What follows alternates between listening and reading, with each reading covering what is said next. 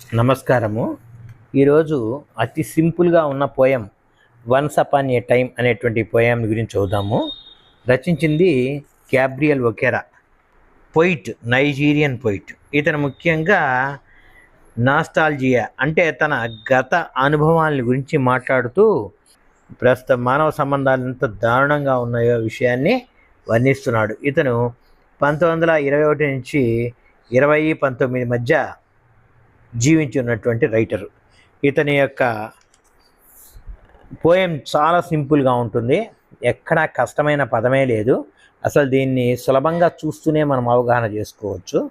చాలా సింపుల్గా ఉండేటువంటి poem once upon A time by Gabriel ఒకేరా. పోయంలోకి వెళ్దాము. Once upon A time sun they use to laugh with their hearts. తన కొడుకుకు చెప్తున్నట్టుగా ఉంది ఇది. గతంలో హృదయపూర్వకంగా నవ్వేవాళ్ళు. And laughs with their eyes. అంతేకాకుండా వాళ్ళ యొక్క నవ్వు వాళ్ళ కళ్ళలో కూడా కనపడేది. But now they only laugh with their teeth. ఈరోజు నవ్వులో పళ్ళు తప్ప హృదయం కానీ కళ్ళల్లో ఆ ఆనందం కానీ కనబడటంలే. While their eyes black cold ice. ద్రోహ బుద్ధి కలిగిన చూపు అని అర్థం చేసుకోవచ్చు. Search behind my shadow. నవ్వుతూ, షాడో అంటే నీడ, నా నీడని పరిశీలిస్తాడు. అంటే నాలో ఉన్న లోపాలను ఎతుకుతూ నవ్వుతున్నాడే కానీ, నాలో ఉన్న లోపాలని ఎతకడానికి నవ్వుతున్నాడే కానీ అతని నవ్వులో నిజమైన ఆనందము లేదు. Let's go for the second stanza. There was a time indeed they used to shake hands with there hearts. గతంలో వాళ్ళు షేక్ హ్యాండ్ ఇచ్చేటప్పుడు వాళ్ళ హృదయపూర్వకంగా ఉండేది, హృదయం కూడా ఇన్వాల్వ్ అయ్యేది. But that is gone. ఈరోజు అది లేదు. సన్ అంటే కొడుకుకు పిలిచి మరీ చెప్తున్నాడు. Now they shake hands without hearts. ఈరోజు షేక్ హ్యాండ్స్లో హృదయం involve కావడంలే. While there left hand search. వాళ్ళ యొక్క అదే సమయంలో షేక్ హ్యాండ్ కుడి చేతితో ఇస్తూ లెఫ్ట్ హ్యాండ్ వెతకడంలో ఉంటుంది. దేన్ని? My empty pockets.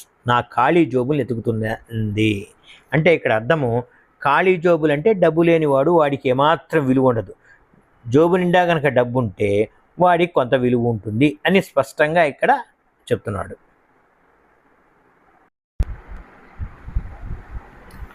మూడో స్టాంజా చూద్దాము. Feel at home come again. ఈ పదాన్ని మనం తరచుగా చూస్తుంటాం. గెస్ట్ మన ఇంటికి వస్తే ఫీల్ ఎట్ హోమ్ అనే ఫ్రేజ్ ఉపయోగిస్తాం. అంటే నీ ఇంట్లో ఉన్నంత ఫ్రీగా ఉండు అని. వెళ్ళేటప్పుడు కమ్ అగైన్, మళ్ళీ రండి, వెళ్ళండి అని చెప్తాం.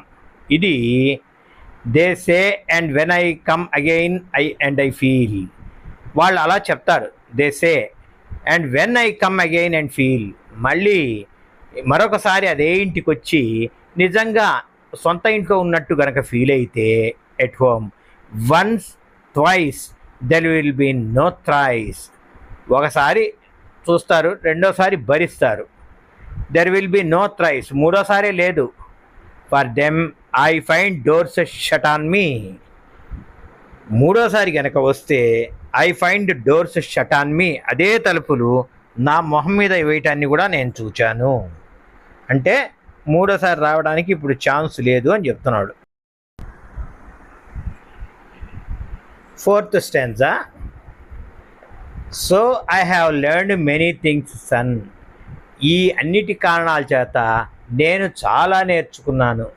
I have learn to wear many faces.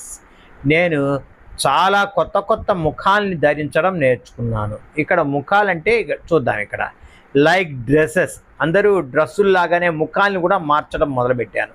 Home face, ఇంట్లో ఉన్నప్పుడు ఒక రకమైన మొహము. ఆఫీస్ ఫేస్, ఆఫీసులో ఉన్నప్పుడు సీరియస్ ముఖము. స్ట్రీట్ ఫేస్, స్ట్రీట్లో పోతున్నప్పుడు ఒక రకంగాను.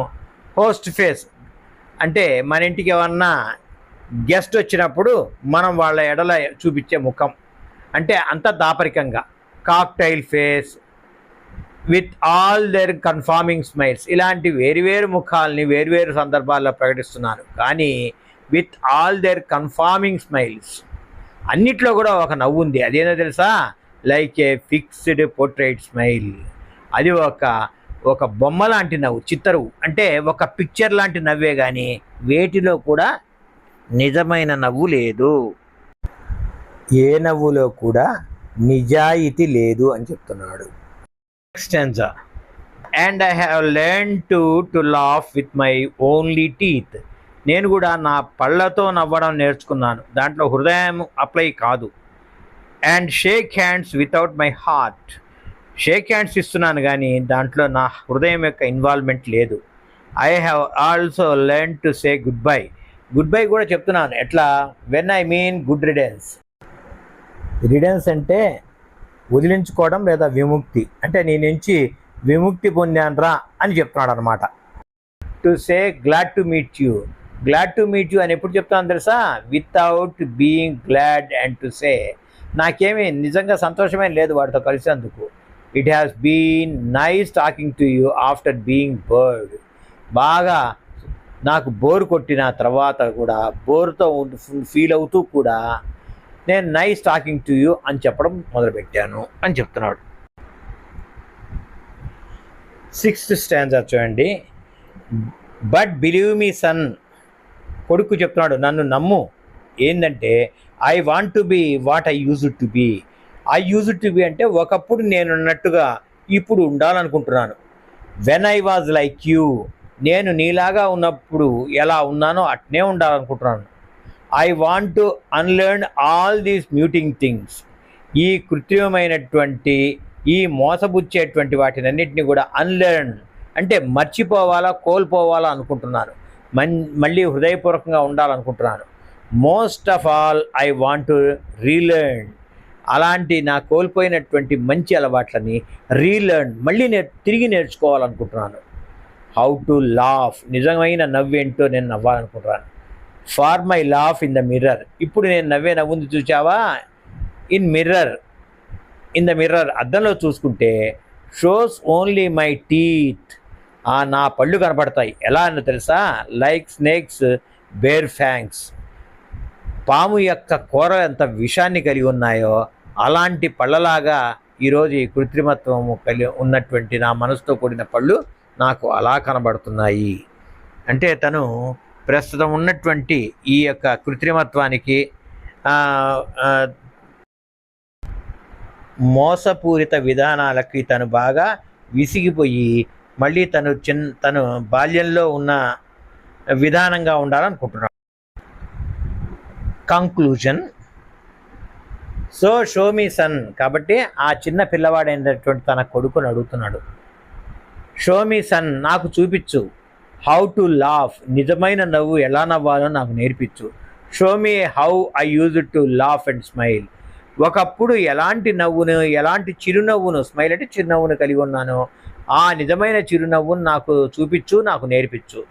Once upon a time when I was like you. నేను నీలాగా ఉన్నప్పుడు ఆ నవ్విన నవ్వుని ఈరోజు నేను నవ్వాలని కోరుకుంటున్నాను అని చెప్తున్నాడు. ఈ పోయం చాలా సింపుల్గా ఉంది, పెద్ద కష్టపడాల్సిన అవసరం లేదు, కానీ దీంట్లో మంచి మెసేజ్ ఉంది. ఏదేమైనా ఇది మీకు బాగా ఉపయోగపడుతుంది. మీకు నచ్చితే వీడియోని లైక్ చేయండి, షేర్ చేయండి, సబ్స్క్రైబ్ చేయండి. అలానే బెల్ ఐకాన్ని నొక్కి ఈ ఛానల్ని ప్రోత్సహించండి. జై హింద్.